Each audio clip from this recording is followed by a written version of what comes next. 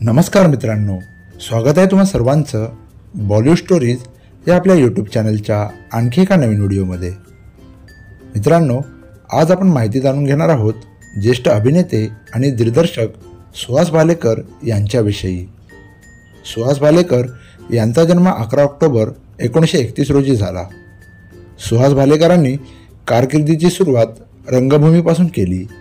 त्यांनी सुरुवातीस साबाजी या नावाने लोकनाट्यांमधून कामे केली।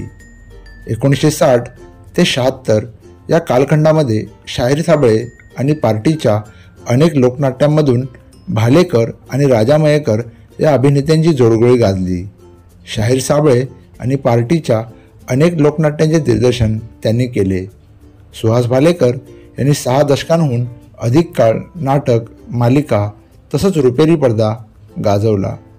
कीर्तनकार वडिलांकडून आलेली शुद्धवाणी तसंच आईकडून या क्षेत्रासाठी काम करण्यासाठी मिळालेलं पाठबळ यामुळे त्यांच्यातील कलाकाराला आपसुकच प्रोत्साहन मिळत गेले। 1960 ते 1976 या 16 वर्षाच्या कालखंडामध्ये त्यांनी शाहीर साबळेंबरोबर काम केले। व्ही शांताराम यांच्या चानी चित्रपटाद्वारे भालेकरांचा चित्रपट क्षेत्रात प्रवेश झाला। जवळपास 60हून अधिक नाटकांमध्ये त्यांनी भूमिका करून नाट्यक्षेत्रामध्ये प्रदीर्घ काळ आपला ठसा उमटवला। पंतांची सून, युद्धांच्या सावल्या, एकच प्याला, तुझं आहे तुझं पाशी, अंमलदार, मी मंत्री झालो, बेबंदशाही, सासरे बुवा जरा जपून, राजकारण गेलं चुलीत, फुटपायरीचा सम्राट, सारांश, चक्र अशा अनेक नाटकातील त्यांच्या भूमिका गाजल्या।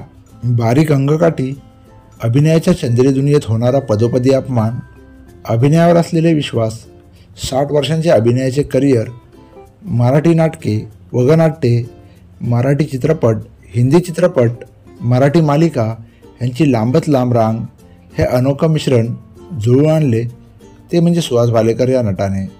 नाटकामध्ये काम करणे हे करिअर सोडाच पण लज्जास्पद आहे असे वाटणाऱ्या काळात जन्माला आलेला साबाजी पुढे जाऊन मराठीतील एक उल्लेखनीय कलाकार सुहास भालेकर झाला। कामगार वस्तीतल्या बालपणीच मनावर झालेले नाटकांचे गारूड वयाची 80 उलटली तरी देखील उतरले नाही। अलीकडे सुरू असलेल्या झी वाहिनीवरील असंभव या मालिकेमध्ये वयाच्या 82व्या वर्षीही उत्तम अभिनय कशाशी खातात याचे उदाहरण देणारे सोपान काका आजही लोकांच्या लक्षात आहेत। बारीक अंगकाठी असल्याने केवळ विनोदी भूमिका वाटायला येऊन देखील सुहास भालेकरांनी आपल्या अभिनय कौशल्याने मिळालेल्या संधीचे सोने केले। भूमिका लहान असो किंवा मोठी, सुहास भालेकर यांच्या भूमिकांचे नेहमी कौतुक झाले आणि त्यांना करिअरमधील पुढची पायरी मिळत गेली। शाहीर साबळेंपासून विजया मेहतांपर्यंत आणि व्ही शांताराम यांच्यापासून ते महेश भट्टांपर्यंत अनेक दिग्गजांबरोबर सुहास भालेकर यांनी काम केले होते। शाहीर साबळे आणि पार्टीमध्ये 16 वर्ष कलाकार म्हणून आणि माणूस म्हणून घडत जाणाऱ्या सुहास भालेकरांनी लोकनाट्यातला चौकसपणा जाणला। संगीत नाटकातला तळीरामचा खलनायकी अभिनय, विजया मेहतांचा शिस्तबद्धपणा, लक्ष्मीकांत बेर्डे, महेश कोठारे, सचिन पिळगावकर या चित्रपटातल्या पिढीसोबत काम करण्याचा लवचिकपणा, मालिकेत कॅमेराची भाषा समजून घेण्याचा प्रयत्न, अभिनयातल्या एकाही बाजूला त्यांनी स्पर्श केला नाही असे झाले नाही आणि म्हणूनच मराठी कलाक्षेत्रातल्या प्रत्येक पिढीला सुहास भालेकर हे आपले वाटत होते। आपल्या विविधढंगी भूमिकांनी जुन्या आणि नव्या पिढीच्या मनामध्ये घर करून राहण्याचे कसब भालेकरांनी चांगलेच अवगत केले होते।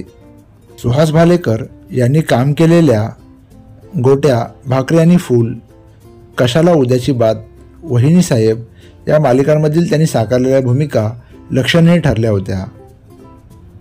झुंज, चानी, लक्ष्मी, शापित, भुजंग, गंमत जम्मत तसेच बाळाचे बाप ब्रह्मचारी, बोडक्याचा बाजीराव, झंझावात, आई, निवडुंग, अष्टविनायक, येड्यांची जत्रा या मराठी सिनेमातल्या त्यांच्या भूमिका देखील प्रेक्षकांच्या कायम लक्षात राहिल्या। रंगभूमीवर लोकनाट्य, मुक्तनाट्य रुजवणारे आणि बिनीचे शिलेदार असलेले रंगकर्मी सुहास भालेकर यांचे 3 मार्च 2013 रोजी बॉम्बे रुग्णालयात वृद्धापकाळाने निधन झाले.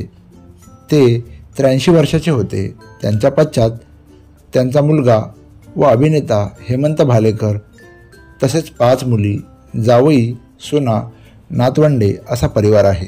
बॉलिवूड स्टोरीज या यूट्यूब चॅनलकडून रंगकर्मी सुहास भालेकर यांना भावपूर्ण श्रद्धांजली.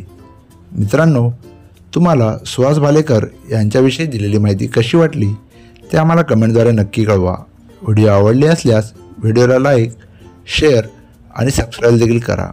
शेजारील बेल आयकॉनवर क्लिक करा म्हणजे आमच्या नवीन व्हिडिओंचे अपडेट सर्वात आधी तुमच्यापर्यंत पोहोचतील. व्हिडिओ शेवटपर्यंत पाहिल्याबद्दल धन्यवाद.